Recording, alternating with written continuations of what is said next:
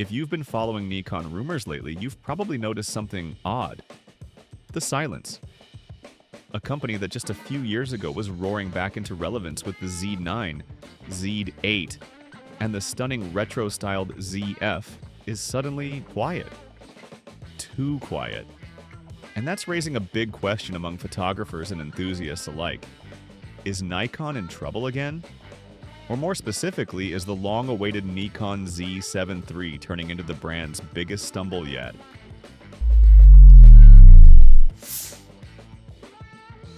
Let's rewind a bit.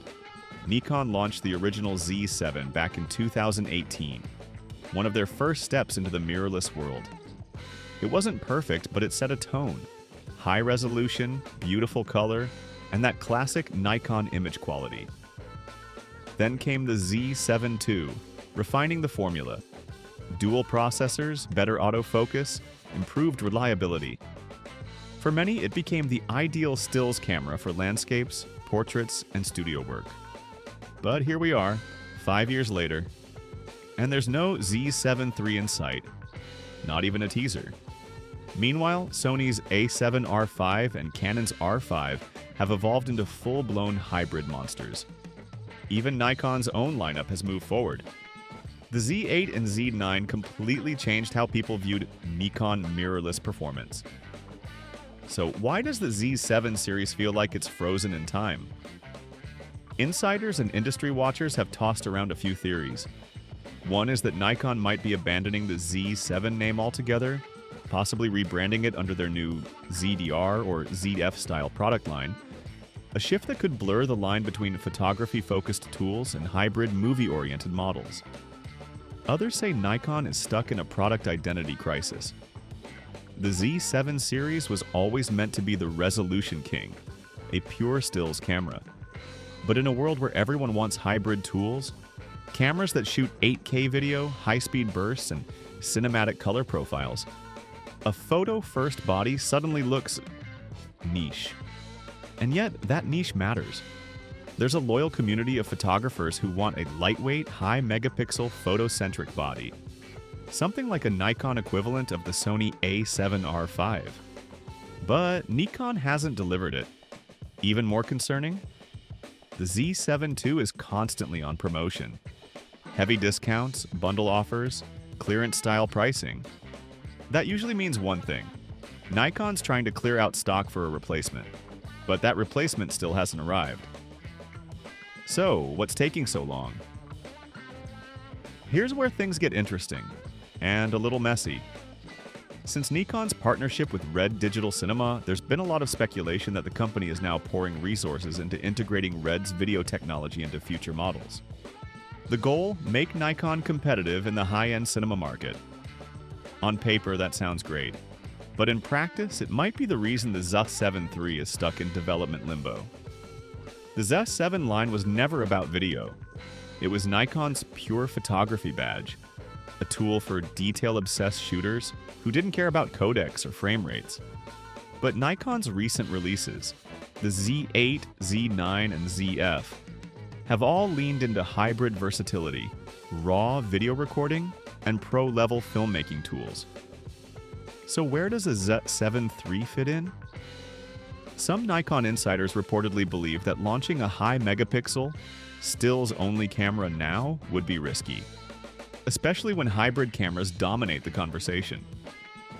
The problem is, not doing it might be even riskier, because by ignoring the dedicated photographer segment, Nikon risks handing that audience over to Sony and Panasonic.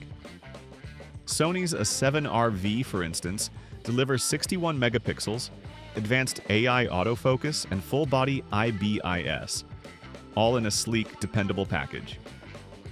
Panasonic's S1R series offers a similar appeal for still shooters. Nikon once owned that field with the D850. Now it's losing it. And let's be honest, Nikon's track record with timing hasn't always been stellar. They were late to mirrorless. Then they rushed with the Z6/Z7 and had to catch up later. The Z9 and Z8 turned things around, but now that momentum seems to be fading. Even loyal Nikon users are starting to wonder what's going on. It's not just speculation, it's sentiment. And in an industry as small and passionate as photography, Sentiment matters. Let's say, hypothetically, the Z7 III does exist.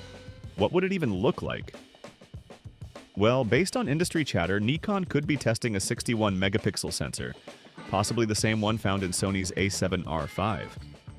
Other sources point to an entirely new 67 megapixel sensor made by Tower Semiconductor, which would be a fascinating move since Nikon already uses Tower chips in its APS-C lineup. Either way, the expectation is clear. Nikon needs to go beyond the 45.7 megapixel sensor. It's been reusing since 2018. That sensor is fantastic, no question, but it's aging. And when competitors are pushing 60+ megapixels with faster readout speeds and lower rolling shutter, Nikon can't afford to stay stagnant. The autofocus system would also need a full overhaul. The Z7 II's 493 AF was good in its day, but next to the Z8 and Z9, it now feels outdated. Bringing the Z9's AI-powered subject recognition and tracking into the Z7 III would be essential to keep it competitive, especially for portrait and wildlife shooters who rely on precision focus. Then there's stabilization. Nikon's newer bodies like the Z7 boast 8 stops of in-body stabilization, while the Z7 II topped out around 5. Upgrading IBIS could instantly make the Z7 III more appealing for handheld landscape and low-light work. As for video, Nikon faces a tough choice. Do they push 8K and risk overlapping with the Z8? Or keep it simple with polished 4K 120p and 10-bit internal recording, balancing hybrid flexibility without cannibalizing their flagship? Most likely, Nikon will go for the second route. Solid video specs, but not overkill. Ergonomically, Nikon rarely misses. Expect the same rugged magnesium build, enhanced weather sealing, and possibly the new 4-axis tilting screen seen on the Z9. If priced smartly, around $2,999, undercutting Sony's A7RV, the Z7 III could be a massive win for Nikon. But every month that passes without an announcement makes that could be sound more like should have been. Here's the truth. Nikon isn't doomed. Far from it. The Z8, Z9, and ZF have proven that Nikon still knows how to build incredible cameras. The problem isn't innovation, it's direction. If Nikon wants to reclaim the same reputation it had with the D850, a camera that photographers still talk about with reverence, the Z7 III needs to exist, and it needs to be bold.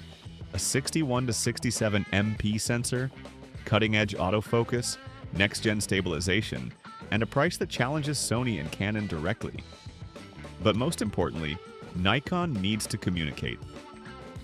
The silence is what's killing confidence. Photographers don't like uncertainty. They want to know their system has a future. And right now, that's not clear.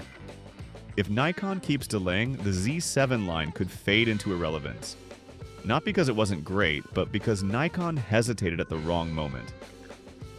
So, is this Nikon's downfall? Not yet. But it's definitely their wake-up call. The world doesn't wait in the camera industry anymore. If Nikon wants to stay at the table, they need to stop playing defense and start leading again. And the Z7 III could be the perfect place to begin. Thanks for watching.